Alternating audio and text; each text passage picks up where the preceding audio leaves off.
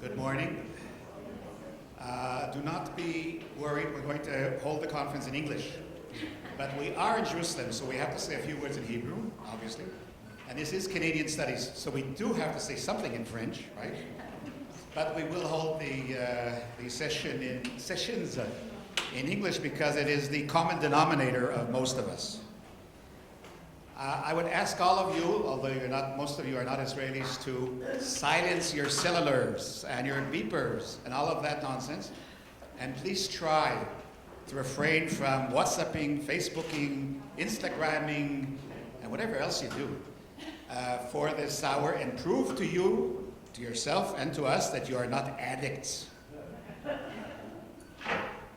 Welcome to the 16th Jerusalem Conference in Canadian Studies of the Halbert Center of Canadian Studies at the Hebrew University of Jerusalem and the Israel Association of Canadian Studies on Globalization and Innovation, Canada and Israel in Comparative Perspective. I would like to introduce the table. And from your right, that's the far side, to your left, which is me, Professor Gili Drori of the Hebrew University of Jerusalem is co-chair of the conference. She will be speaking, and I'll say a few words about her later. Sitting next to her is Professor Asher Cohen, president of the Hebrew University of Jerusalem. And we're very grateful to you, Professor Cohen, for being with us today.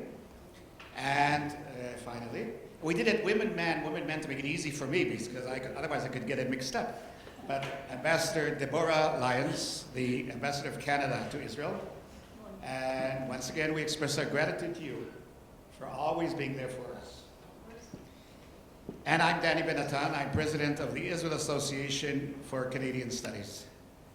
Now, this is the first conference of ours since the passing several months ago, of Dr. Ralph Halbert of Toronto, who together with his wife Roz, who thankfully is still very much part of our present, were the founders and guardian angels of Canadian Studies in Israel, and especially the Halbert Center for Canadian Studies. Roz is no longer able to be with us for our conferences, but sends best wishes to us all, and is participating through a live link on the internet. Now, we were supposed to have representatives of the Halbert family of the third generation, but I don't see them here yet. Hopefully they will join us a bit later. To respect our time limitations, I will introduce our speakers in the briefest way possible, as were I to read the full CV, the full curriculum vitae, very, very impressive CVs, it would not leave them time to speak. So my apologies to them and to you. Our first speaker today is Professor Asher Cohen, president of the Hebrew University. He is a true product of the Hebrew University. He did academic studies here. He was head of the Department of Psychology from 2008 to 2012, after which he was elected rector.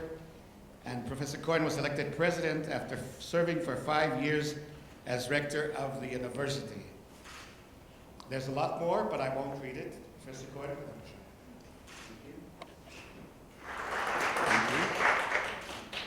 Ambassador Lyons, Professor Drori, Mr. Danny Ben-Natan. I have some colleagues in the audience, and dear distinguished colleagues and friends. I'm happy to be here today for many reasons.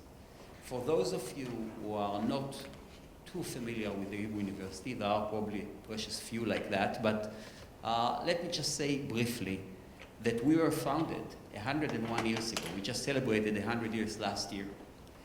Now, I don't know if in Canada it sounds a lot, but in Israel it was the very first. Not only that, but it was done here where there was nothing. It was really a vision that was established 101 years ago, and turned out that it worked very well.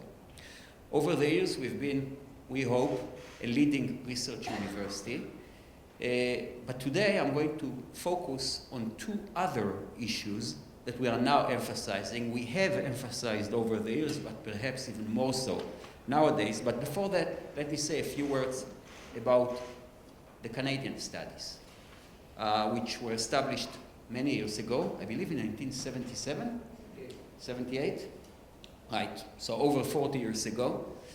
And it's not an accident, because our relationship with Canada have always been special in many, many, many, many ways. For who knows what are the reasons? Maybe similarity in weather, or size. Something there worked, but it works. Maybe opposites work together. Who knows? So for us, it's very special to continue this type of relationship. I noticed that in this conference you're going to talk about innovation and entrepreneurship. This is one of our big points of emphasis over the years, and more so even now. I'll just mention here briefly that the tech transfer company that we have, Isum, is the third oldest tech transfer company in the world, and the very first among universities in the entire world, which again suggests that we are really focusing on innovation. We appreciate innovation. Many people, by the way, ask me when they visit, why is it that there is so much innovation in Israel? And the true answer is that no one knows exactly, but there are all kinds of possible explanations, and maybe you'll talk about it here. But what is really nice is that innovation is not something that happens only in Israel. I just came from a visit to Canada, to Toronto, which is an amazing place for innovation, amazing place for startup companies, amazing place for discoveries and new things. So we have to keep it in mind, and given the fact that we have such a good relationship with Canada, hopefully we'll do things along those lines as well. And the other thing that I want to emphasize is that we are trying now, over the last few years, to even increase our internationalization. I believe that in 10 years from now, a university that doesn't have proper, intense connections with other leading universities will not be a leading university. It's just disappearing from the world, the kind of universities that just focus on themselves. So for us, internationalization, especially because it's difficult, at least nowadays, hopefully in the future, but nowadays it's difficult to cooperate with our neighbors, we have to have these types of international connections. And in this respect too, Canada is a major partner. I just talked to Janice about the fact that we are really increasing our productive cooperation with the University of Toronto. I actually came from Toronto a few weeks ago, and we are now trying to do something together with ROM, R-O-M, the big museum that is in Toronto. And we are working all over Canada, actually, for these types of cooperations, and all I can see is a bright future. Going back here, it's nice to be here. It's nice to see you all. I'm sure you're going to have a productive conference. Enjoy it, and thank you. Thank you very much, President Cohen. Our next speaker is Her Excellency Deborah Lyons. She is the in the CV it says Ambassador Plenipotentiary, whatever. She is the ambassador. She served years ago as Deputy Ambassador at the Embassy of Canada in Washington. I've taken out just a little tidbits here and there. And I think it's very interesting that she was, before coming to Israel, she was a Canadian ambassador in Afghanistan. And I thought that for Canada to appoint a woman as ambassador to Afghanistan was courageous, to put it mildly. And Ambassador Lyons was recently recognized for her work in Afghanistan with the awarding of the Mark Palmer Prize for Advancing Democracy. Now, I promised yesterday to embarrass her this morning, and I just want to tell you, and this is not a rumor, this is not anything like that, but a fact. Several months ago, the Minister of Global Affairs, Christy Freeland, visited Canada, and they held a workshop in Jerusalem, chaired by Dan Meridor. There were about 100 Canadians and Israelis there. Many things were said, some more important, some less important. But the most important thing that happened was that it was said that Deborah Lyons was the best Canadian ambassador ever. Now, there was total unanimous agreement with that. Anybody who knows anything about Israel knows that that does not exist, unanimous agreement. So therefore, she is now officially the best ambassador ever.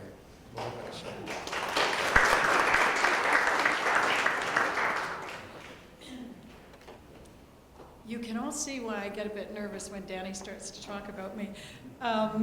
Boker Tov, bonjour tout le monde, good morning everyone. It's wonderful to be here. Danny, thank you so much. Gilly, fantastic. President Cohen, thank you.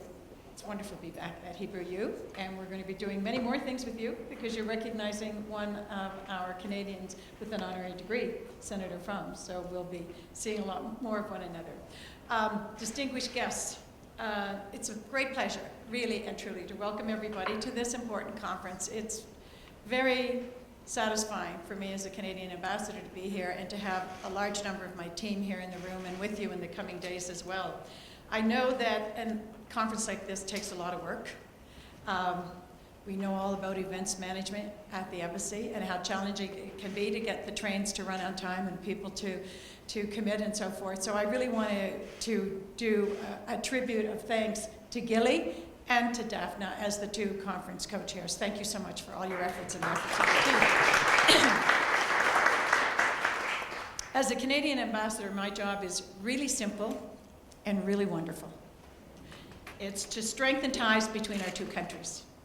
And I'm fortunate because that's something that the Canadian Studies group here in Israel, the association itself, and certainly the Halbert Center for Canadian Studies have been doing for decades. So it's lovely when you've got extra wind under your wings to push you along with incredible colleagues, academics, researchers, scholars, such as are represented by these two organizations. I really do want to thank you for your hard work throughout the years because I know it's not easy. In particular, the Israel Association for Canadian Studies stands out. It has weathered a storm in a constantly changing environment and continues to serve as an organization that encourages academics to learn about Canada and to teach their students about Canada. A number of you may not be aware that we did have Canadian Studies programs throughout the world for many, many years. And then, at one period of government, belt tightening, they decided that this was something that needed to change.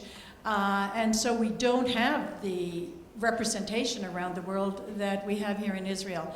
And it's in large part to the commitment of the Israelis here, and particularly people like Danny, who made sure that the association was designed in such a way that it could continue. So you are unique in more ways than one. The changing priorities of our respective governments have not altered your own priorities or your constancy. And for that, we are forever grateful. And similarly, I want to emphasize for my own embassy team, led by Sina Katz, who's with you today and tomorrow, and is a very close colleague of the Israeli Association for Canadian Studies and the Halbert Center. She really drives our public relations team. She's our public relations director at the embassy. She drives our commitment to Canadian studies, and I can just assure you that the embassy will remain with the same degree of constancy that you have set such a high standard for. So thank you so much for all of that. As a result of the work you've done, Israelis know more about Canada. And that's very important to us. Because Israel is at, I say, a magical moment in its evolution, in its history, in its future. And Canada, too, is at a magical moment. Both countries are at a level of maturity and confidence and global status that I think make us more natural partners than ever before. And as President Cohen was referring to, what is it that kind of binds us? I think it's warmth. And it's not warmth because of Canadian winters. I think that Canadians are just naturally loving, caring, outgoing people. And I can assure you, after 3 years in Israel, it's like one big family. It's not just that sunshine or those incredible beaches. The warmth of the Israeli people envelops you. So I think we have this natural connection as human beings, and our two countries, at the point of our evolution right now, are really at a moment in time when we can be incredible partners, not just for one another, but to go out into the world. And so the work that you are doing is incredibly critical. It does create a foundation for the work of us as diplomats. And there are many examples of this, and I'm just going to mention two very quickly, because recently we've seen published a wonderful book by Leslie Rubin Kunda called At Home, Talks with Canadian Artists About Place and Practice. And Mr. President, I can assure you that there will be one showing up in your office very soon. It is a magnificent book, and it came about because of the Canadian Studies program. Because some 6 years ago, I believe it was, Danny's wonderful team and all of the volunteers on that team took their time to go through a number of applications and gave Leslie this grant. And with that inspiration and a little bit of money, she traveled across Canada and interviewed Canadian artists on what does our landscape do to our creativity? How does home influence and affect us? And from that produced this incredible book that speaks a lot about creativity, a lot about landscape, and a lot simply about our soul and how we find our soul in the homes that we create, both physical and otherwise. It has become a favorite book and a favorite gift of the Canadian Embassy. And for that, I thank you very much. And I also know that in addition to Leslie, I think Danielle Schwab is here, is she? Perhaps not yet. She also produced, as a result of the Canadian Studies program, a fabulous book called Reading Writers Reading. This came out, I think, in 2006, about 10 years, a little over 10 years ago. It's a Canadian author's reflections. And in that, she talks about, again, the parallels between Canada and Israel, on multiculturalism, our sense of identity and nationalism, how community becomes such a significant part of that national identity. An incredible reflection of the Canadian-Israeli mirror. So those are just two examples of the achievements of the association and of the Halbert Center. But this continues today, and it continues in particular with this amazing conference. So let me speak a moment about the conference. Globalization, innovation, Canada and Israel, comparative perspectives. Here's what I want you to know. As scholars, as researchers, administrators, what you are speaking about in the next couple of days completely echoes the daily work of our embassy and our embassy team. Whether it's in business, which is obvious, in the areas of innovation, we collaborate in cyber, fintech, ag tech, water tech. Artificial intelligence is bringing Canada and Israel together as leaders in the world like nothing I have seen before. Life sciences, so much that we're doing together. But it's not just about business and economic transformation. It's about social transformation and social innovation. Governance alone. We are collaborating on how does government function today? How do we respond to our citizens in such an open society where information plays so large? So we talk often with our Israeli colleagues about digital government, about open government.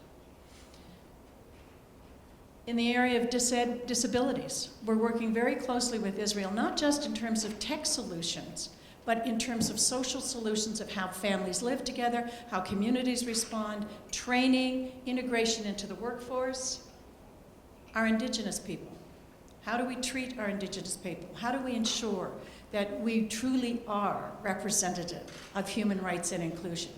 How do we engage our Indigenous people?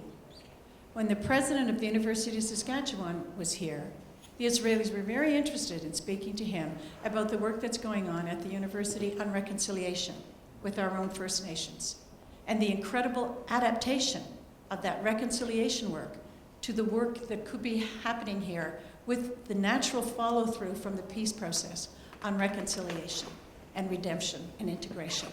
So again, amazing areas where we can learn from one another. How we work with the Bedouin community here, how we work with the Druze community is very much informed by how we in Canada are working with our own Indigenous community. And rest assured, we are a wonderful country, but we are not there yet. We have much more to do in this very critical area. In the area of immigration and refugees that you're going to be speaking about today, we're working very closely with the Israelis on that. The work that Canada has done on integrating immigrant and refugee communities. The incredible work that we are doing right now with the Israeli government on addressing the challenge of the the Eritrean and Sudanese asylum seekers who are not finding a firm and permanent home in Israel, but who are being responded to because of the incredible private sponsorship program that Canadians support all across Canada. So we absorb some 1,000, 1,200 Eritreans and Sudanese from Israel every year. We are Israel's closest friend in this area. And we do it through this very innovative program we have called private sponsorship.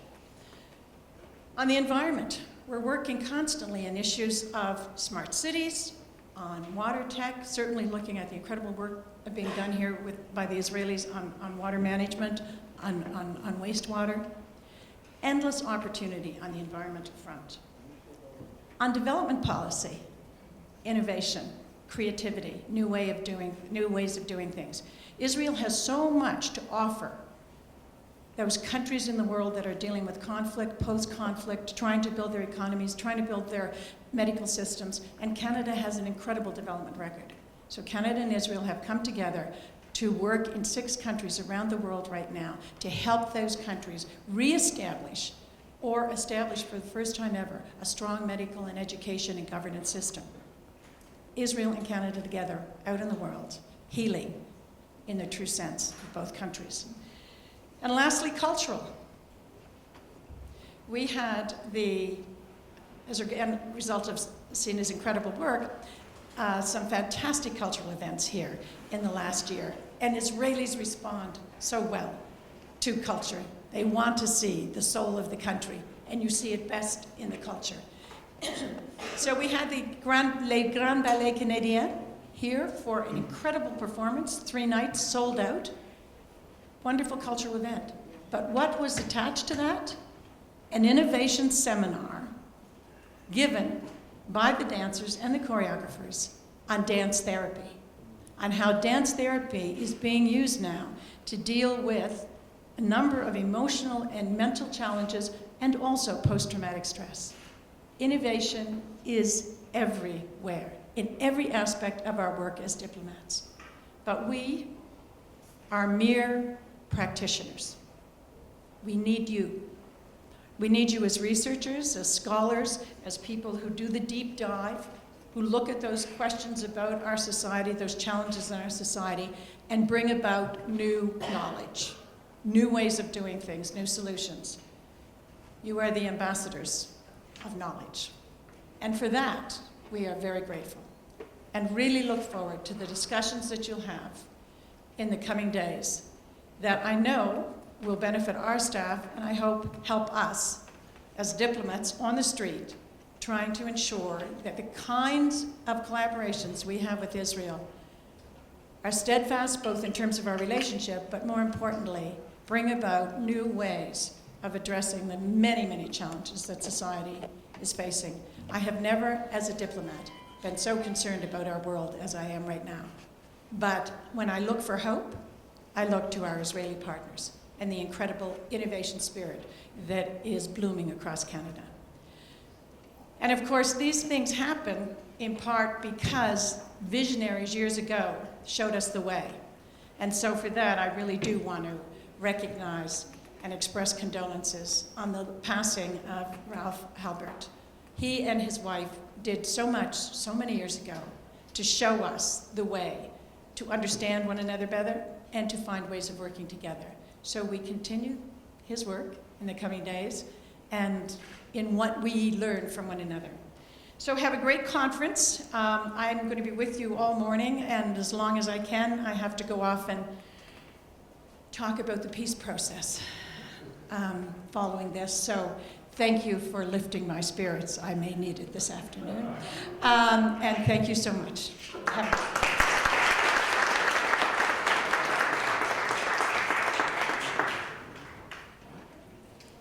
Thank you, Ambassador Lyons. Peace process? It's going to happen. Donald Trump told me. Our next speaker is Professor Gili Drori. Professor Drori is a professor of sociology and anthropology of the Hebrew University of Jerusalem, Israel, and director of the European Forum at the Hebrew University. She also serves as president of the Israeli Sociological Society. Gili's publications speak to her research interests in globalization and glocalization, organizational change and rationalization, world society theory, science, innovation and higher education, technology divides, and culture and policy regimes. With all of that, I don't know when you have time to be co-chair of the conference. Gili, bevakasha. Thank you, Danny, for this kind introduction. You know, we all write these bios for some website, and it is embarrassing to have them read back to you. Good morning and welcome to the 16th conference, Jerusalem Conference in Canadian Studies. Dear Ambassador Lyons, dear Professor Cohen, Danny and Nachman, and good morning to all of you participants in the conference. I stand here as co-chair of the conference together with my dear colleague, Professor Daphna Karib. Thank you for partnering with me. And I'm here on behalf of Daphna and myself to welcome you to this conference, where we're going to devote the next 2 days to consider affairs about Canada, Canadian society, history, economy, and its place in the world.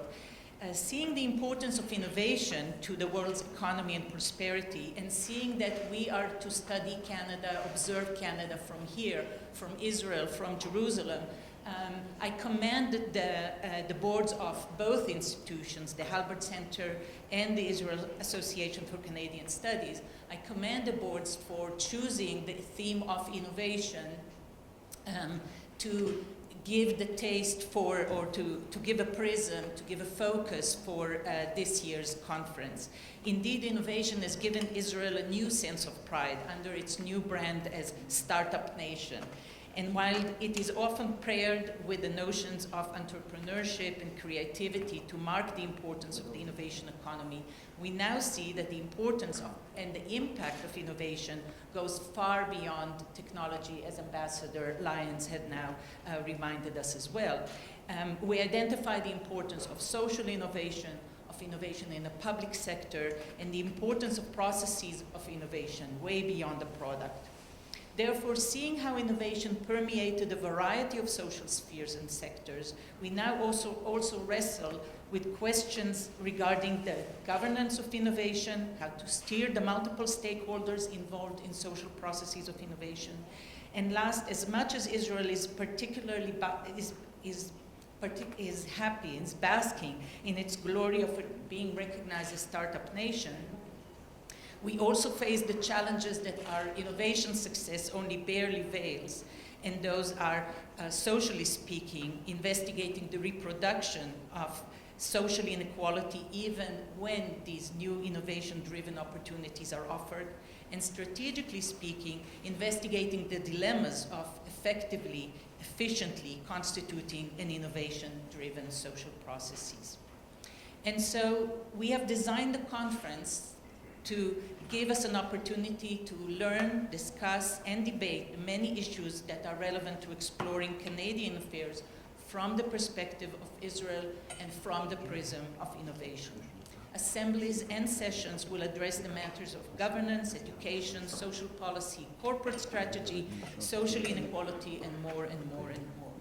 And all this alongside the general and non-innovation specific interest in Canadian studies, which will direct our discussions towards the issues of immigration, multiculturalism, law, and justice, all of which too are not strictly Canadian matters, but rather are given a most interesting perspective when viewed from Israel and from Jerusalem.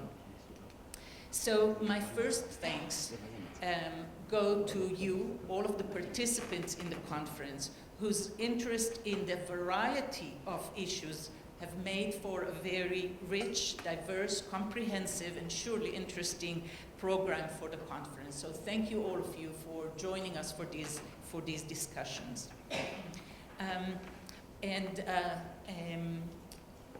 I extend, on behalf of Daphne and myself, also thanks to other people who have worked with us on designing the program, to Professor Nachman Ben Yehuda, who is the head of the Halbert Center for Canadian Studies here at the Hebrew University, and to Dani Ben Natan, the president of the Israel Association for Canadian Studies, who have thought of every detail with Daphne and I to make this program. To Dr. Shai Harel, who is our co-organizer and the leader of the tour we will do tomorrow in Jerusalem with the innovation theme. To the members of the conference's academic committee, to Professor Janice Stein, wanted to look you in the eye as I thank you, and to Benson Honig, Professor Benson Honig. Hi, Benson. Thank you very much to all of you. And in particular, and I hope you'll all join me for these thanks, I extend the thanks to Diana Munaya. Diana, please, I'm happy you're here with us to hear that. For all the many, many tasks that you have taken, that it was a pleasure to work with you on for the past year and more, for welcoming here us today, making this very smooth and successful operation. Thank you from all of us, for those who had the pleasure of working with you, and from the few people who already came to ask who you are in order to thank you in person for the way you communicated with each and every one of us along the way. Thank you, Diana. We indeed are going to have 2 days of learning, discussing, and various events. I wish us all an interesting and engaging days of discussion in this 16th conference, Jerusalem Conference in Canadian Studies. As one of the organizers, allow me to take just a short minute for a few operational directives. All the assemblies are going to be held here in the Senate Hall of the Hebrew University. You know how to get here. The breakout sessions are going to be held in the faculty club, Bet Mayasdorf. If you don't know it, or if you are rightfully hesitant, worrying about getting lost in the labyrinth that is our campus here, just follow the crowd and we will lead you there. On our way back and forth from Beit Mayasdorf, from the faculty club here, there is the walk of the Hebrew University's Inventors and Innovators, which we will be guided through. Because the conference is very well attended, don't be fooled by the number of empty seats. There are a lot of tags still outside, so I'm sure people will come during the day. We're going to break out into 2 walks. So if your last name starts with the letters A to J, please join us for the 10:30 walk, so immediately after the first session. If your last name starts with the letters K to Z, you're slotted for the 3:30 p.m. walk. It's an interesting walk where you'll be able to see the highlights of the innovation that goes on in our corridors and in our labs. Lunch will be served here at the entry hall to the Senate, and you can take your lunch from here downstairs to the patio or sit here with us. Please join us for dinner tonight at the Khan Theater in Jerusalem. If you need any directives to get there, Diana, Daphne, and I are here to help. One last thing, in this pocket, it's not just your name label, but in this pouch is also a mini program for the conference. So you don't have to log all your papers with you. Pull from the pouch the program and you can know where to head. So with all these operations, they are in place in order to allow us for discussions, and I look forward to the 2 days we're having ahead. Welcome.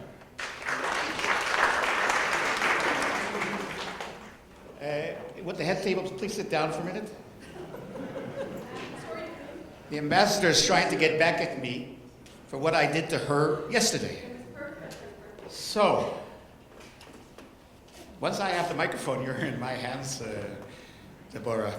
Any case, I'm going to do something very innovative, and I'm going to do away with the 4 pages that I prepared to speak to you. I'm just going to say a few things. One is that, as the ambassador mentioned, and I did not intend to mention, that years ago the Canadian government, in its wisdom, and we know that governments sometimes make stupid decisions, abolished their program of Canadian Studies and their support for Canadian Studies with vast implications. We are one of the only associations in the world that still exist and still work. And the study of Canada in Israel is alive and well in the Halbert Center and in the Israel Association for Canadian Studies. I want to thank...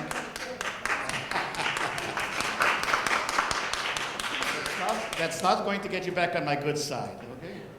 I want to thank against the conference co-chairs, Gili and Daphna, who's also a photographer, but really many, many thanks. They put the conference together from A to Z, and any credit they gave us is totally unjust. I do want to take the advantage to try to embarrass my colleague, Professor Nachman Ben Yehuda, director of the Halbert Center, who is my senior in everything except age. Thank you very much, Nachman, for being you.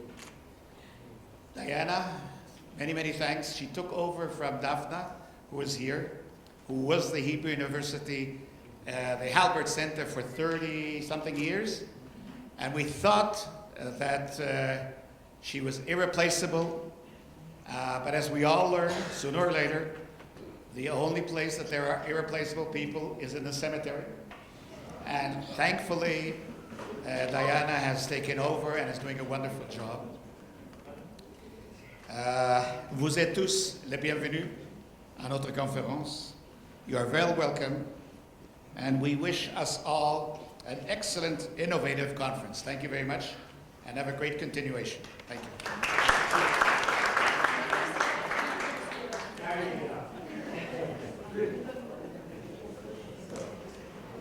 Welcome you to the first session. I'm going to apologize for my voice, which is the product of a long flight. Our first session this morning, is on government and governance in innovation and innovation policy. Oh, great.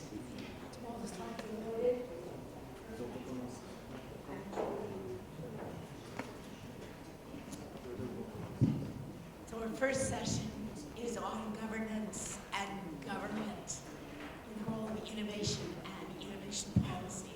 We have 3 panelists.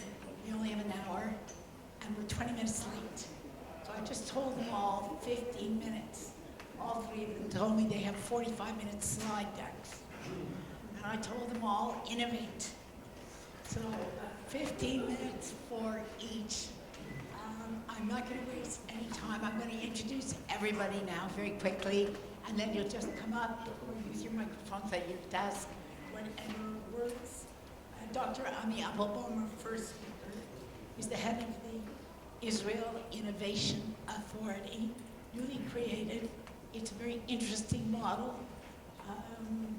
It's a change in Israel, and I think We all know about the chief scientist, but this embeds the chief scientist in a different governance context. So we're looking forward to hearing about that. Followed by Peter Lowen, who's going to talk about algorithmic governance. And if nothing else, Peter, the title is mysterious enough. And David Wolf, both Peter and David are colleagues of ours. David will be talking about a very long report. That's why he has 45 slides. But it's about competition and competing in the global innovation economy and the state of R&D. So, Ami, start us off.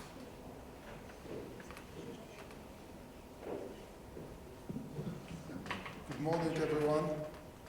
Thank you. I urge you to go maybe sit on the other side so you can see the screen. I have many, many slides. And I have 15 minutes. So I'm going to be very innovative. Maybe let me introduce myself first and what my job.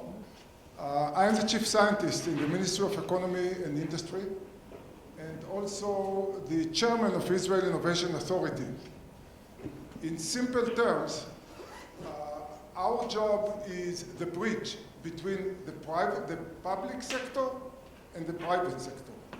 We take a public sector money that the government gives us, about $500 million every year, and we give it to the private sector. Did you hear that? Usually it's the other way around. The public sector takes money from the private sector. But here, for innovation, for research and development, for applied research, for expanding Israel industry, the process is the other way around. Public money go to the private sector. Now, all of you, I'm sure, start to think, wow, that could be kind of a can of worms when you give public money to the private sector. And we have been doing it in Israel for 45 years. And that's going in a very, very clear process that I would like to share with you.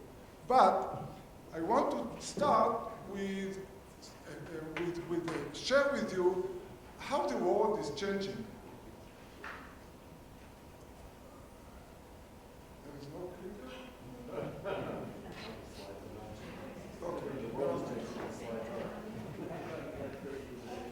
So the world is really, really changing on different vectors. One, we exposing and we see a world of population.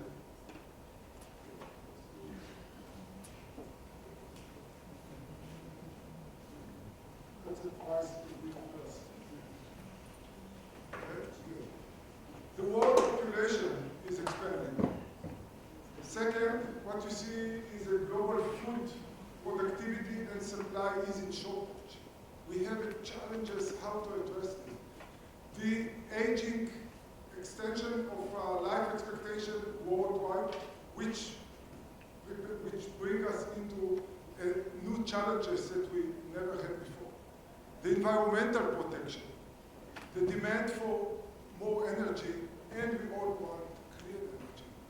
All of that global situation, global effect on us is being addressed and could be addressed, fortunately, with the new technology, with the new innovation that the world is now going through on every aspect of our life.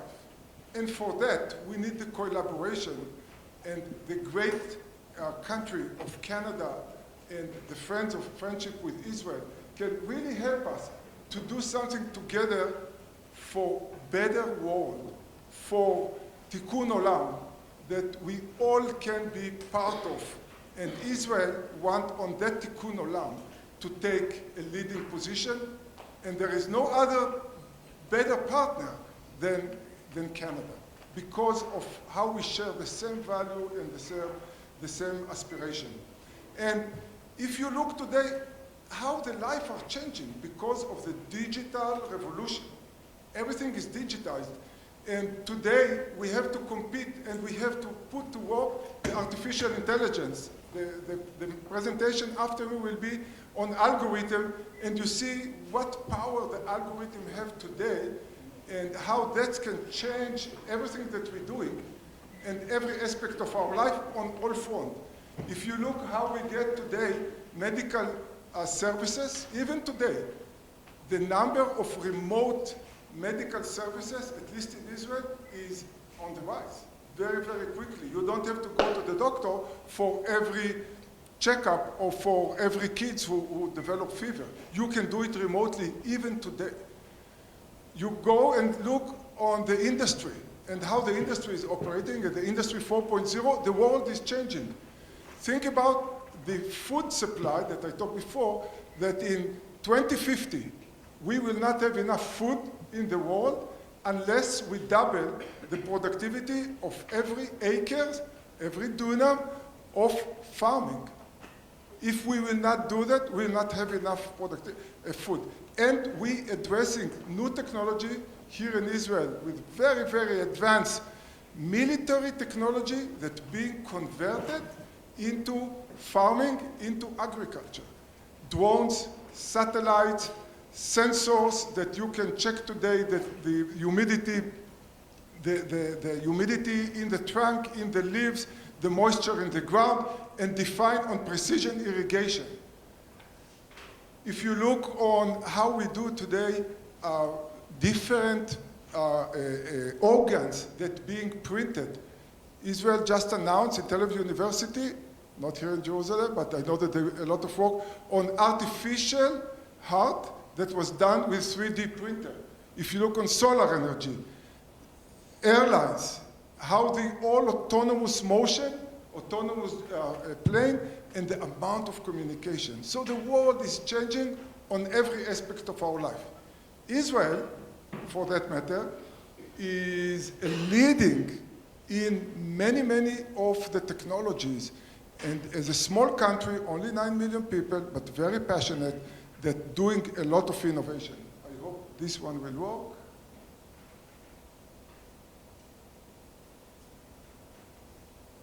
It does, but there is no audio, so I will skip it. Apologize for that.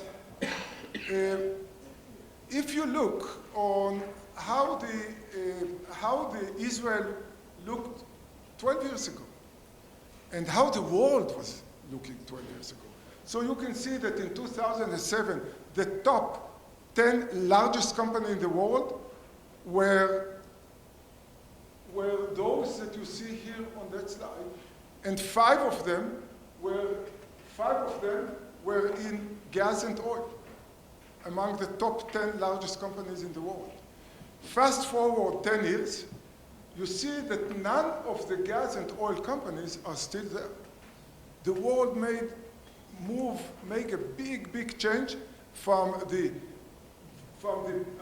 physical product into virtual product. Apple, Alphabet, Microsoft, it's all data-driven. They are all making their money on data and data processing. And if you look what's happened to Israel in this transition, you can see that if 12 years ago only 4 out of the 10 largest companies had offices in Israel, today all 10 of them have research and development in Israel.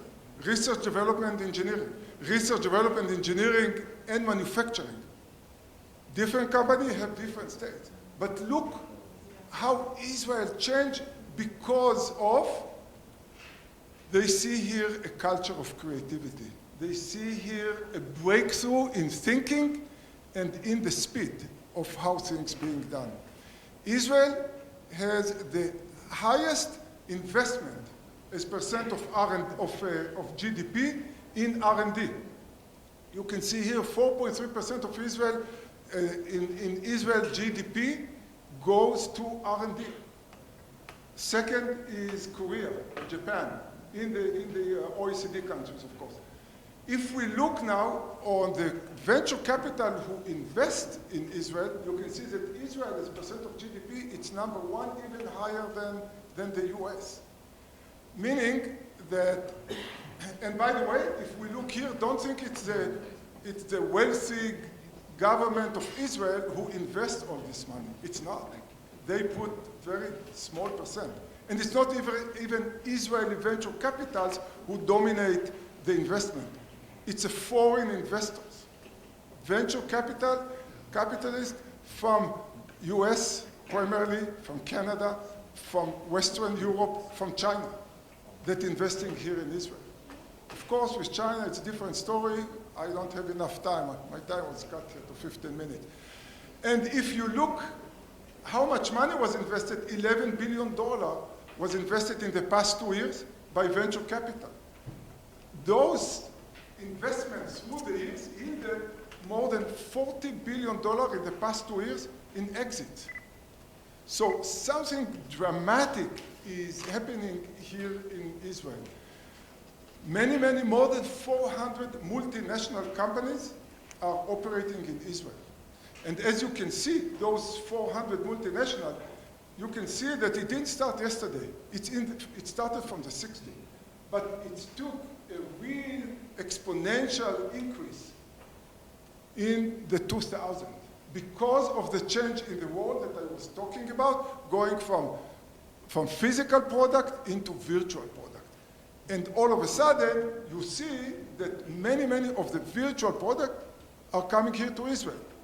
And you see some company that you're probably kind of scratching your head, why they are in Israel, like Ford and General Motors. Have you ever heard about tier 1 car manufacturer here in Israel? No. By the way, they are not the only two. By the way, that's just a small sample of companies. There are 400 companies. Actually, as a matter of fact, every tier 1 automotive industry have research and development today in Israel. And I was sitting opposite the table with Daimler-Benz CEO, Mercedes, and when they inaugurate their R&D center in Israel. And we asked him, why do you come to Israel? For us, Daimler-Benz, I cannot afford it even today. And they are all coming, the most prestigious, best industry, best automotive manufacturer in the world coming to Israel. What brings you here? And he said, look, the industry of the automotive is changing so fast that the prestigious Daimler-Benz will disappear in 10 years if I will not be here to work on sensor, on cybersecurity for my autonomous car. I'm looking, my strategy, 10 years forward, and it will be autonomous car level 5 or level 4 or level 3, it doesn't matter.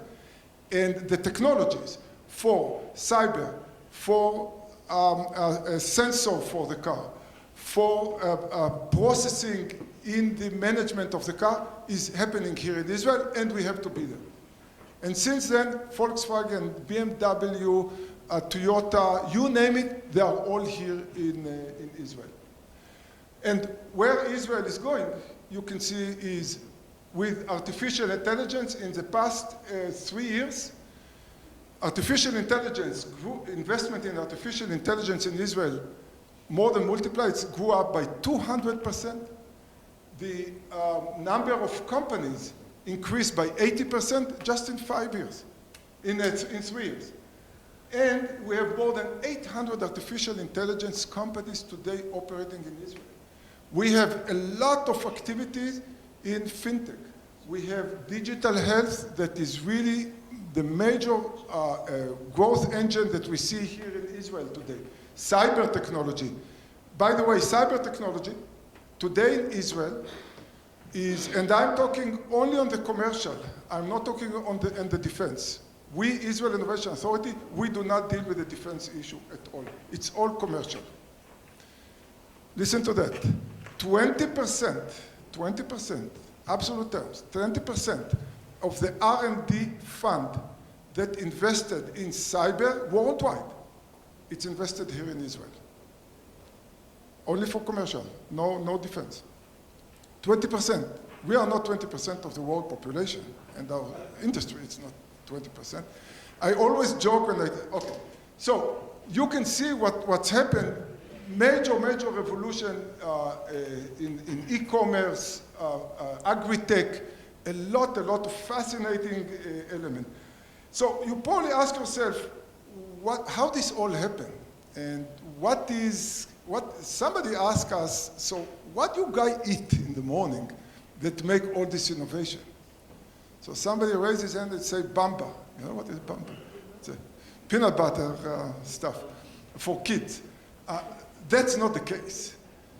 You need a full ecosystem that was created here in Israel through the years. And what is leading, and everyone can criticize his government and this party and that party. I'm not to talk politics. I'm here to tell you that the government of Israel 45 years ago realized, sometimes the government does some good stuff, realized that if you want to drive the country into a leading technology position, you have to put money. And they established the chief scientist, they established a venture equity that investing in research and development. And that was done 45 years ago. Since then, we changed, we adapted, we improved the process, which I will go to you in a minute. But what you need the most, and first and foremost, is a government that will understand what's going on, and government that will deal with human capital, which this place that you are here now is one of the places in the university, in the academia, that generating and the preparing those resources. You need regulation. You need to bring the regulation early on to the process, not later on, because then you already compromise your privacy and everything else. We have to bring it early, and we need to invest. Major investment in equipment, in data, and so on. The future, it's not only talk about today. We have to think what will happen in the future. 10 years from now, my job is to make sure that all my predecessors brought me to positions that Israel is leading technology. I owe it to my successor that 10 years from now, we will still be in a leading position. Leading position go to quantum technology, huge, and we have a lot of collaboration with different institutions in Canada. Artificial intelligence, robotic and autonomous motion, and that will affect Industry 4.0 because artificial intelligence go everywhere in life, everywhere. 3D printing, personalized medicine, space, and just to show you the capital that required for that, I took some information here that about artificial intelligence, how much different government investing in artificial intelligence. Look at China, $10 billion Chinese, South Korea, France, Canada, 10 million in artificial intelligence. I'm sure that's the government. The private industry invests even much more than that. Look at Singapore, even Taiwan. Israel, we are starting, you saw before, but not the government. The government, we just have now national initiative to invest in artificial intelligence.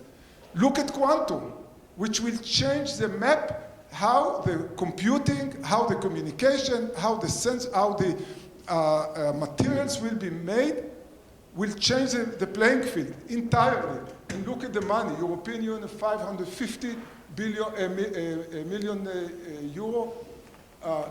Canada, US, Israel, 29. I show you that because you need to realize that we're talking with not with a mega, it's with a giga and dollars of investment. And if we will not collaborate, if we will not work together, those who will stay behind can lose the game. So, Israel Innovation Authority, and I almost done with that, our vision is to enhance and enable the innovation, the entrepreneurship, and the breakthrough technology as a leverage for sustainable economical growth. And again, not only R&D, but also to leverage all the technology that you saw up to now to make a bigger impact on Israel economy, because it is limited, very limited. So we are funding technology leadership, and I will show in a minute. We are funding the convention, expand the impact on Israel economy. We are also funding the R&D and bridge between traditional industry and the high tech. And last and not least is to leverage the high tech to reduce social gaps. very, very significant in Israel. Because if the high-tech and every revolution that we saw happening will be only belong to the elite society, the elite population, and not for the entire world, entire country, then we are in trouble. In Israel specifically, we have a plan where we enhance women in the high-tech. Looking around here, the women percentage here is 40, 50%. In the population, it's 50%. In the high-tech, it's 20%. Wow, how could this be? We need to change it. In Israel specifically, Arab population. Arab population, about 20% of the population. Arab percent in the Technion, in Tel Aviv University, I'm not sure about Hebrew University, 22%. I even heard 25%. Students. In the high-tech, 3%. Wow, how could this be? Why we don't attract, enable, stimulate more Arab to go into the high-tech?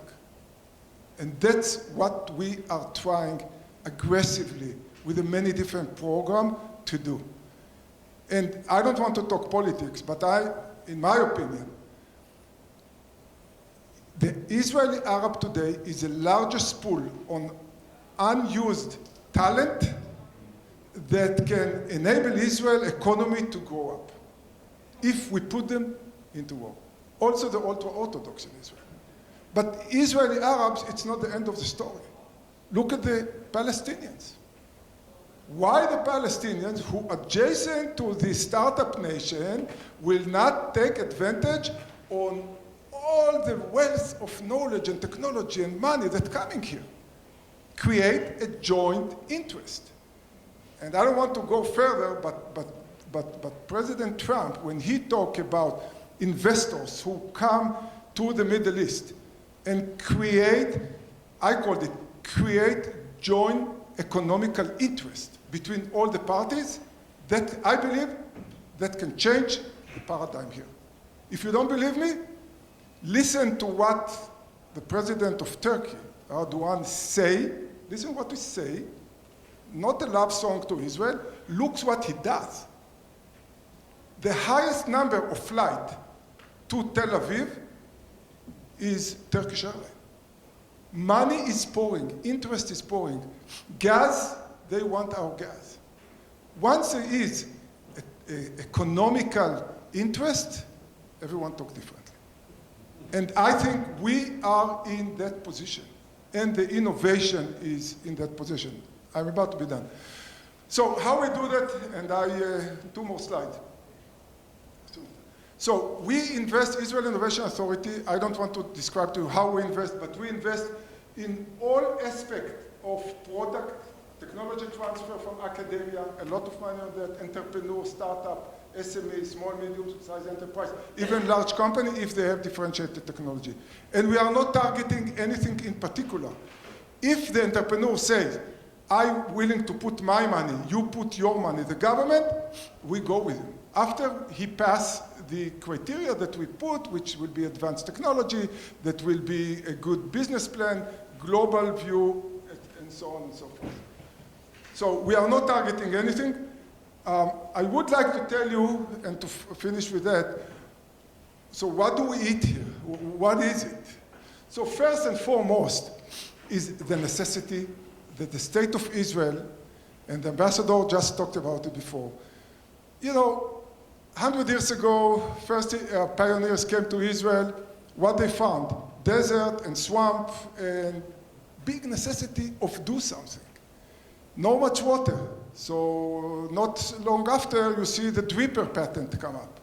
Not much energy to heat water. So the solar panel to heat waters were invented in Israel in the 60s. And so on and so forth. But that's the easy part. The necessity of our neighborhood. The neighborhood that we live, all friendly countries, right? You know that? And the need to have most advanced and strongest defense force. It's all now relies on technology. Second is the ecosystem that I talk. And the ecosystem that starts with government, that we talk, academia, multinational cooperation, private funding, growth companies. I talk about all the startup company and Israel's IDF, the security and the need that we have. In the security, that's make a big impact on Israel culture overall. Every Israel that you meet here spent 3 years at least in the defense force.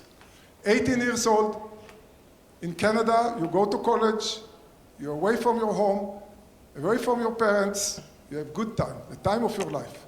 In Israel, I remember the days I took my son, put him on the bus to go to the boot camp. The hardest day in my life. Because I knew what challenges he is going to go through.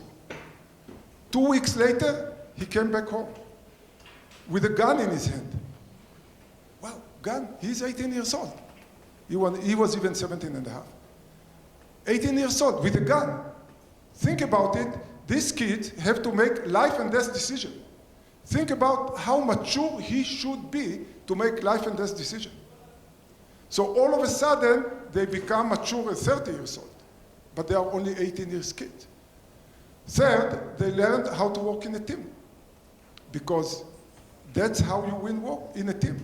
And last and not least, they are being exposed to tremendous technology. Tremendous, the most advanced technology. No kids ever, any place other in the world, exposed to such advanced technology and variety as in Israel in the defense force.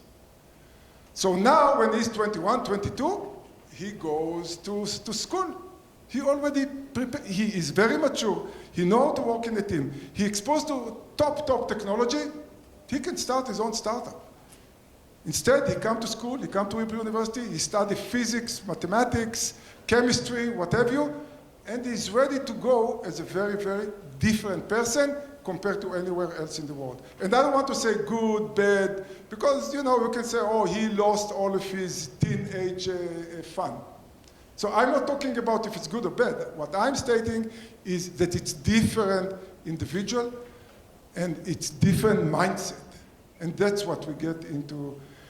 And after the defense military service, they know that they can challenge the conventions, because that's what our defense force do day in, day out. That's how we grow up. Challenge the convention. Israeli chutzpah. It's what we called here. And that's something, try to stand on the line to the bus. As a Canadian, you come, try to stand on the line for the bus. You always will be last. And Israel will find 100 ways to be ahead of you and explain it to you that they will convince you. Well, so there is good and bad, plus and minus. Okay, I have a short time. Let's see. So I want to conclude with that. If I just can go to the right slide here. Where is the mouse? Okay. What I want to finalize is that we have a lot of collaboration with different cities in Canada, with the different institutes in Canada, different university. I was in Canada like 2 or 3 times in the past year and a half in my tenure in chief scientist. Our CEO, Aaron, was a couple times in Canada. We have a very, very good and productive collaboration that we want to continue to pursue. And if we go together, I think even the sky are not the limit for us. Thank you.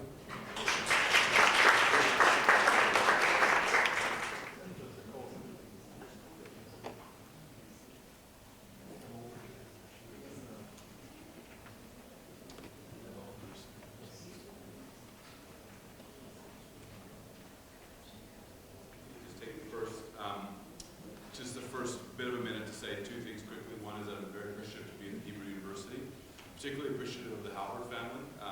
Those of us at U of T, the Halberts were regular contributors, well known around the Monk School and the university more broadly, but have been one of the main animators of the relationship between Toronto and the Hebrews. I'm very pleased to be here for that. My slides aren't coming up, but I think it's not the end of the world. But it can happen. The other thing that I'll say is that Janice reminded me that we've had the benefit at the Monk School of sending several students every year to work in the Israeli Innovation Authority. So we're very, very pleased for that. Diana, do you know why this isn't setting the projector? Where are you? Okay. There's an irony in all of this, which is lost on me, but.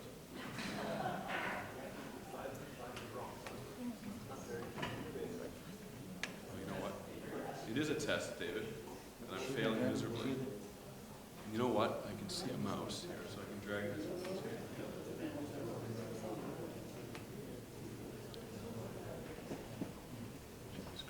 Peter, I think the help squad is on the way. Okay. Right. I wouldn't count on that.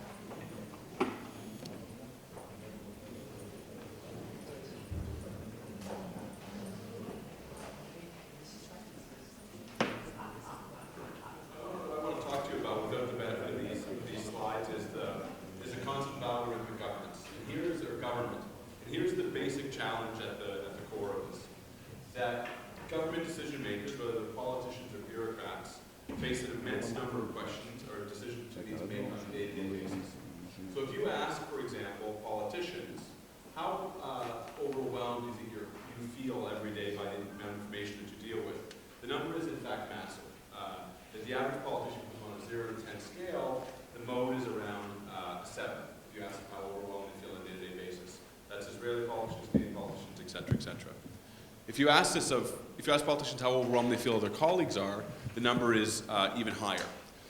This is a problem that's faced not only by politicians, it's faced by bureaucrats on a day-to-day basis. So we've decided, and it's been a decision in governments, to allocate decision-making or to attribute decision-making to humans rather than to algorithms. So here are some examples, right? We make final decisions over immigration decisions, over family reunification, by human decision makers having a final decision rather than by a score or by an algorithm. We make adjudications for Social Security Administration this way. We make employment insurance decisions often in a final way by human decision makers. And if you've been audited in Canada, I have not, knock on wood, but if you've been audited by the tax authority, there's a disagreement over your tax bill, then you have the ability to talk to a final decision maker in the course of doing that. The story here is that we have, for various reasons, allocated final decision-making to individuals rather than deciding to do it algorithmically. There's a good reason for this, right? Because we want to feel like things are procedurally fair and like we have humans being involved in things. But it's clear that the result of this is two things. Information overload leads to two real problems that I want to underline, right? That might be solved by algorithmic decision-making. One is biased decision-making, and the other is a lack of learning.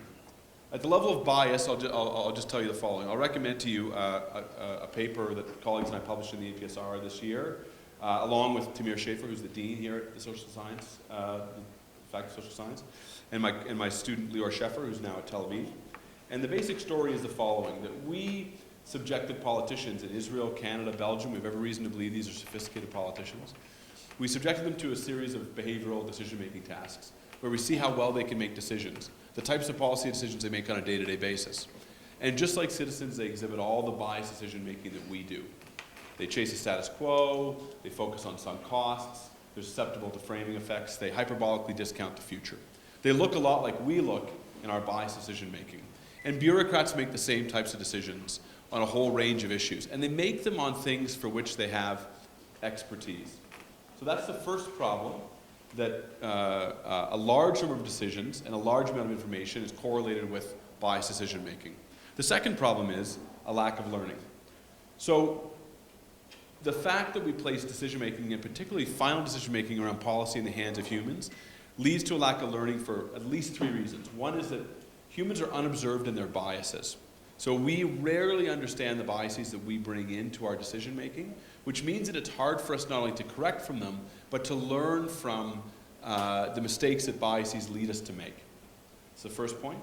The second is that, and this is a larger class of problems, is that the basis of our reasoning is unobserved and often unknown, if not to ourselves, then to other people.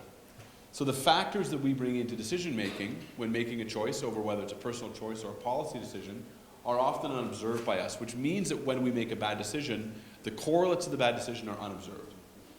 It's very difficult to learn from them. And the third is that expected outcomes are often unstated. So when a human is making a choice for one policy over another, for one loan recipient over another, what they expect the outcome of that to be is often roughly stated or coarsely stated, rather than precisely stated.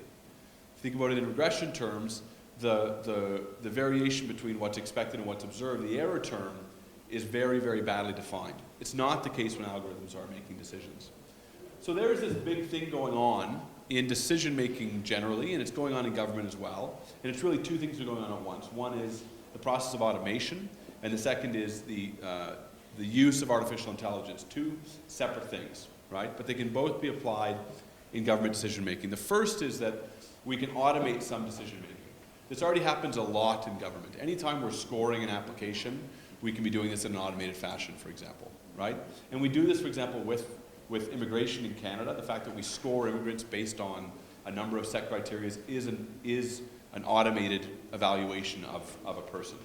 And the second is we can allow for supervised and unsupervised learning from the decisions that are made, and that learning is what is one class of artificial intelligence. The fact that we can apply these two things, automated decision making and learning, and learning by machines in essence, is as true for government as it is for private industry. There are problems to it though, and what I want to do is I want to just highlight some of the problems, and then I want to talk about a particular class of problems in algorithmic government. The first is supervision, that the more algorithms we have, the harder it is to supervise the decisions that they're making, to make sure that the decisions that they're making are correlated with the outcomes that we want. The second is that they have all the kind of attendant problems of classical principal agent problems.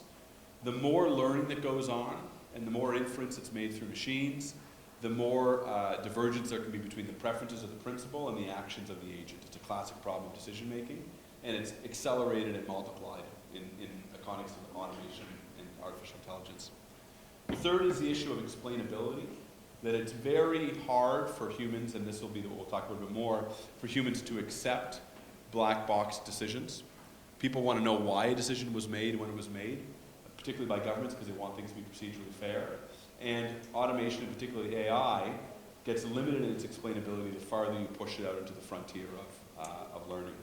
There are issues of implementation, which we could talk about all day, but I think the principal limit to the use of algorithms is a lack of consent from citizens. And what I want to do today is to share with you three sort of intuitions about where there's a limit in citizen acceptance and endorsement of the use of algorithms by government. The first intuition is that the justifications that we might use for algorithms receive varying levels of support from citizens. They're not all equally accepted. And on top of that, there's never overwhelming support of the justifications we might use for algorithmic decision making.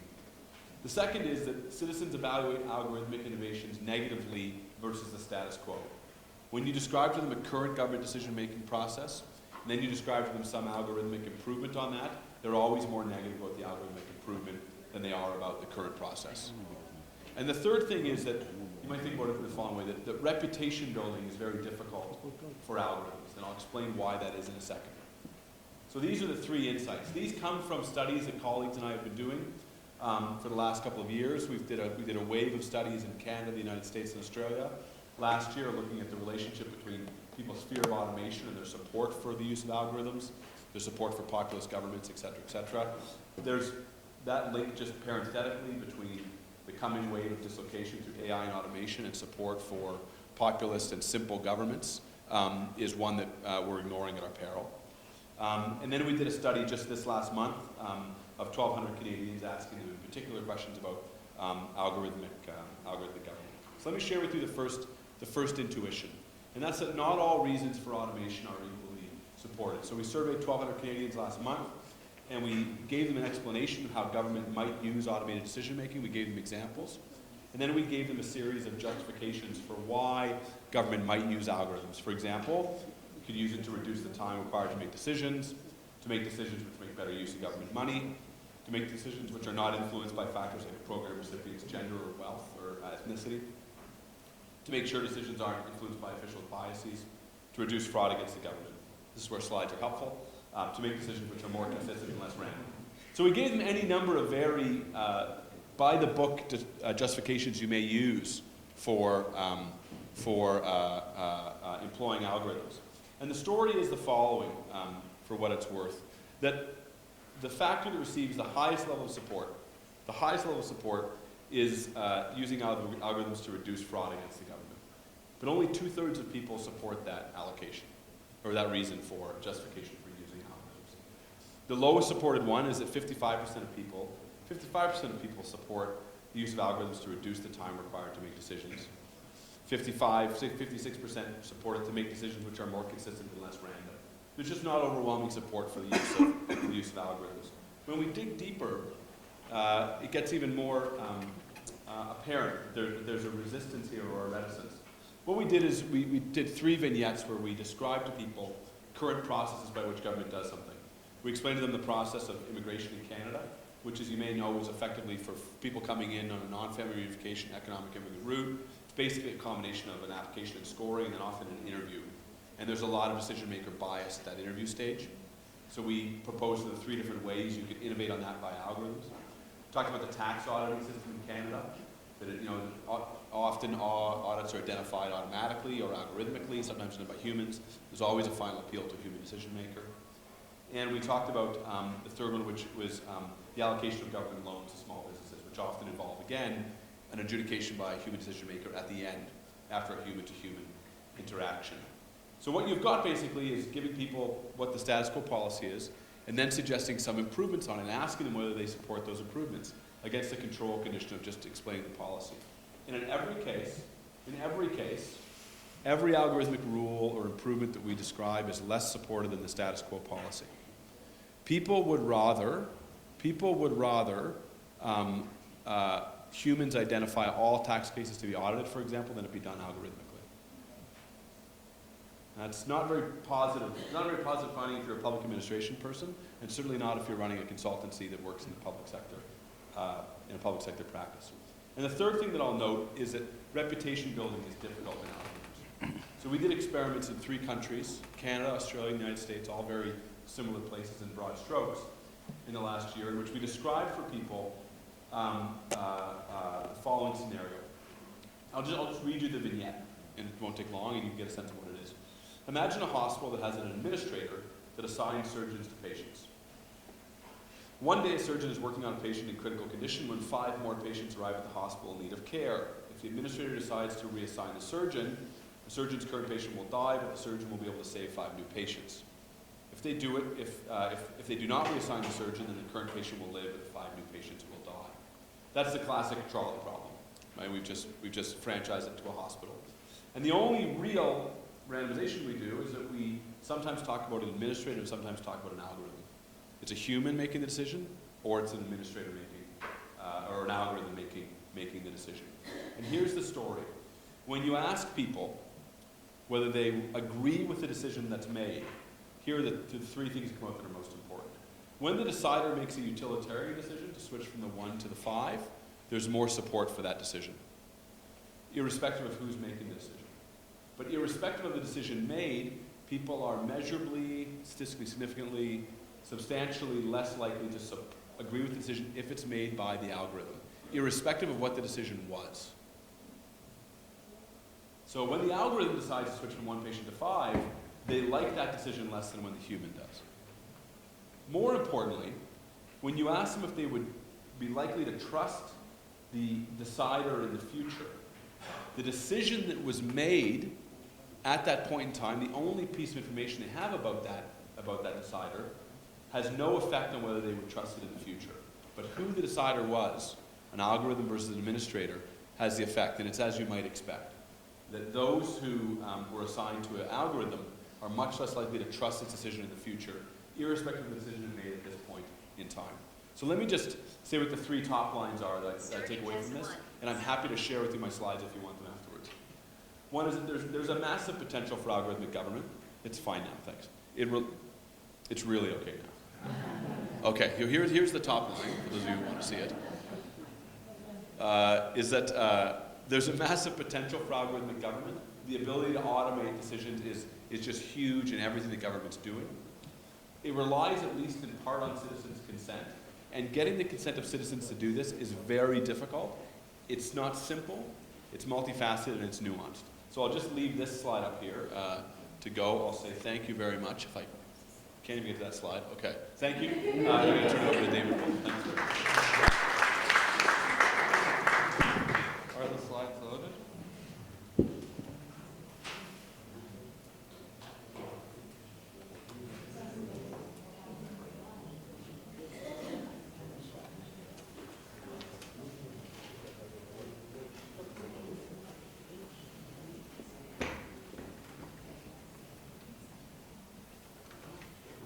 Okay, thank you to the conference organizers for inviting me. Thank you to everyone for coming here.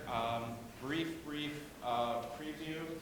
What I'm presenting is the results of an expert panel commissioned by the federal government when it was elected in 2015 from the Council of Canadian Academies. It's a body set up by Prime Minister Paul Martin in 2006 with a mandate similar to the National Academies in the U.S. to conduct expert investigations on commissions from different governments and departments. This one came from the Minister of Innovation. It follows on a series of panels.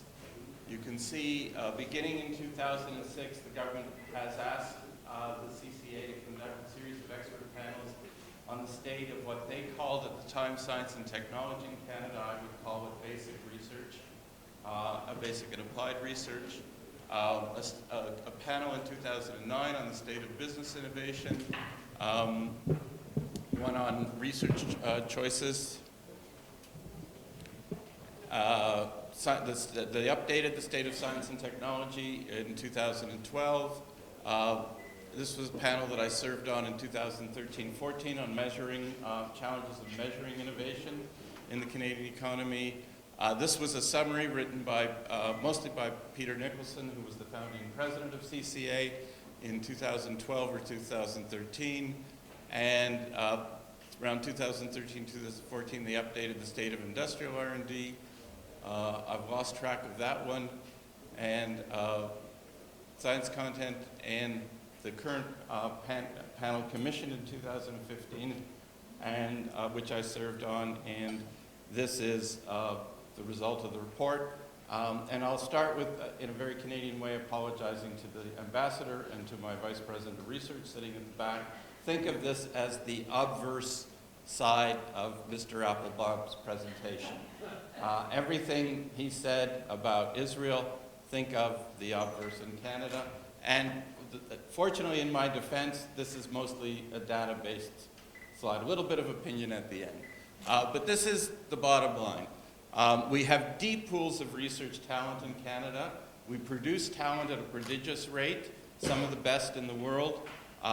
We are a major contributor to global research, basic scientific research, but we are falling behind at a furious pace, even since 2006, in industrial R&D and overall R&D spending, and much of our investment in talent and in basic research is being seized upon and capitalized on by other countries, and they are reaping the benefits of the investments we are making.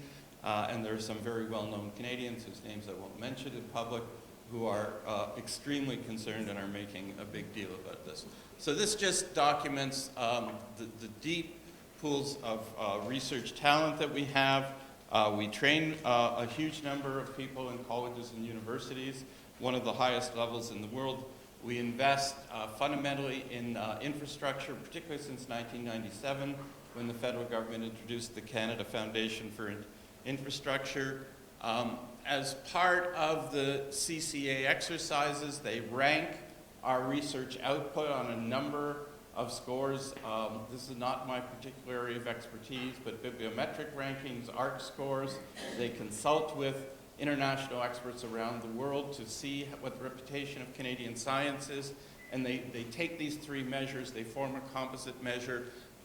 We rank 6th overall in terms of the research impact of what we produce in basic science, primarily through the universities, through research hospitals, and through some public sector research institutes. But when you look at the areas where our global rankings are the highest, these 5 areas in the 2016-2017 exercise turned out to be the ones where we ranked the highest. I won't read them out. If you look at on the right, your right, the bottom 20 subfields of research, nanoscience, bioinformatics, applied mathematics, civil engineering, mechanical engineering and transport, numerical and computational mathematics. This is where our rankings show to be in the bottom of the heap. Not a promising sign. So we're not a world leader in, if you go back to Mr. Applebaum's slides and looked at the areas in which the Israel Innovation Authority is making a huge amount of its investments, those are not the areas in which Canada is currently emerging as a world leader. And in some of the areas where in the earlier assessments, 2006, 2012, we were very strong, we're losing ground. And even in areas such as artificial intelligence and in regenerative medicine, where we historically have had a very strong reputation, we are also falling behind. We are good at innovators. If you look at classical innovation surveys like the European Community Innovation Survey, the kind of questions they ask of firms, or if you look at similar surveys in Canada, we score quite highly, but it doesn't seem to be translating. We are also very good at supporting startup companies. Okay, we don't get called Startup Nation, but what we've had in Canada over the last 10 to 15 years is an absolute explosion of incubators and accelerators. My students and I were measuring them in Toronto, and there's just a proliferation of incubators and accelerators. And this slide was in Mr. Applebaum's deck, the same slide. We are third in funding venture capital. Look where Israel is, look where the US is, look where Canada is, but we are third. However, we are not great at translating it into business innovation and into scaling companies. This is the most troubling slide. This is an overall investment in research and development. Early 2000s, we were above 2%. We have been following steadily since then. We are now at 1.7% of GDP invested in research and development.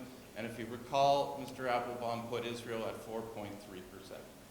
So we have 36, 37 million people. Israel, if I'm correct, has 7? 9, okay. But still, somebody's doing a way better job of it than somebody else. But this is the most troubling. For those of us who study innovation in Canada, this is the figure that we stay up late at night not sleeping. I don't sleep anymore at night because I've been studying innovation for about 35 years in Canada. This is the reason why. We now rank 33rd out of 43 countries in business investment in R&D, and this has also been falling. Okay, and this is the challenge that we really face.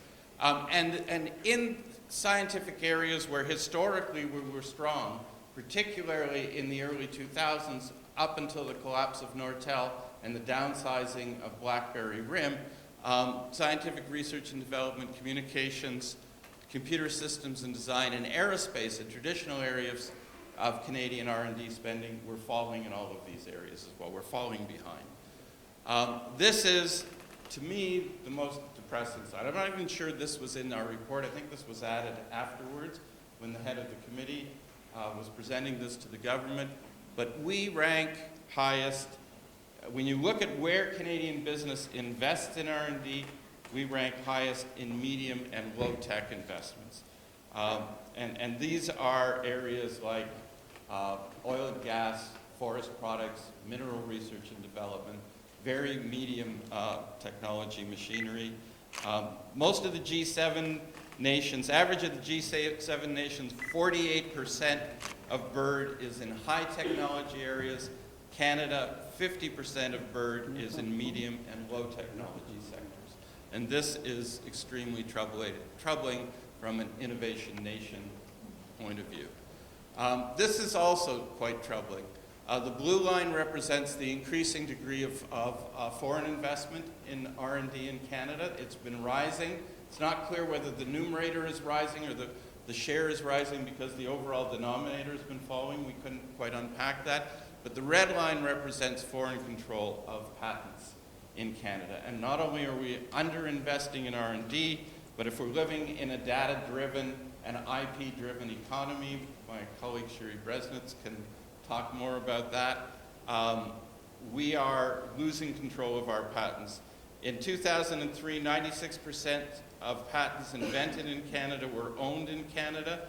By 2014, the figure had dropped to 74%, and we believe it's continuing to fall. This is a summary put together by my colleague David Waters, a former ADM in Ottawa, a leading science and technology commentator. So those are the 5 areas where the CCA report said Canada ranked highest in basic research, but total spending's declining. We spend less than half of the OECD average, increasing percentage controlled by foreign companies. 1% of global patents are produced in Canada. We rank 18th, and we lag in trademarks and industrial design. This is equally depressing, and this is not from the CCA report. The Minister of Innovation, the Honourable Navdeep Bains, produced a report in February called Canada an Innovation Nation. I lifted this slide right out of his report, so blame him, not me, in my defense. 8th, we used to rank 3rd. We used to be 3rd in the world in spending on higher education R&D. We're now 8th. 4th to 15th in direct government support for business R&D. 10th to 17th in number of researchers. 18th to 19th in number of triadic patents. 16th to 22nd in business expenditure, so he has us ranked slightly higher than the CCA report did, and 18th to 24th in government support for R&D. So the CCA has a mandate to only support and promote, present facts to the government. Their mandate excludes the possibility of making policy recommendations, so you can read every CCA report. You will never see policy recommendations in them. Now I am leaving the CCA behind and beginning to freelance. So actually this is from the CCA report. So why such a bleak, why do we have such a bleak picture? This is still from the CCA report. I'll freelance in a moment. This is a slide taken from Peter Nicholson. So Peter has been writing, so the founding president of CCA has been writing extensively on the state of industrial R&D. If anyone's interested, he just produced an excellent paper in December for the Institute for Research on Public Policy. I'll be happy to share the link to the IRPP website so you can download and read Peter's paper. Peter's been studying this a lot longer than I have, is equally or more depressed than I am, and is 10 times more expert than I will ever be. But why? So what he does is he characterizes the difference between comparative advantage of Canada and the US. We have a strong comparative advantage in extraction, technology-intensive industries, processing. They have a comparative advantage, I'm not sure it's showing up, in higher technology industries. And we have benefited for decades by being able to access U.S. technology and innovation, particularly through the vehicle of the multinational corporation. They have brought their innovation into Canada through trade, through foreign direct investment. And we have developed a business culture and behavior, patterns of behavior in Canada that reflect and continue to reflect this long-standing dependency on U.S. innovation. Peter likes to say, Canadians are only as innovative as we need to be. So again, the exact opposite of what Mr. Applebaum said about Israel. And we have a limited size of the domestic market, which necessitates strong policy support to level the playing field.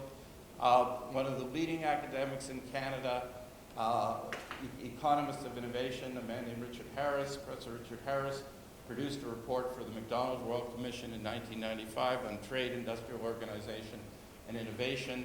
And he said if we were going to sign a free trade policy with the United States, given the size of the domestic market and the challenges of innovating in oligopolistic industries, which technology industries quickly become, we would need to complement that with a very strong and very focused industrial innovation and technology policy. The McDonald Commission paid attention to all of the recommendations concerning free trade, ignored all the recommendations, such as those in Professor Harris's report, and I would argue we are reaping the benefits of that failure 30, 35 years later. And this is what explains the mediocre homegrown innovation performance in Canada. Profitable symbiosis for both sides, but a lot of the benefits going south of the border. So bottom line, other countries are outpacing us in R&D. Too many of our Canadian tech startups grow elsewhere. I work a lot with Wesley Cover, the investment company for Terry Matthews, one of the most successful high-tech entrepreneurs in Canada. His VP, who I work closely with, says most Canadian technology companies sell on the open market at a discount to US companies of 30 to 35%. So if you're a US technology company, you're looking for cheap acquisitions on the global market, looking for the world quality research and some of the best talent to buy, the best place you can come to, one of the best places you can come to after Israel is Canada, and you will benefit. And we are, so we're suffering at the moment from an outflow of opportunity, talent, IP, and our successful startup companies are being scaled in another part of the world. Thank you very much.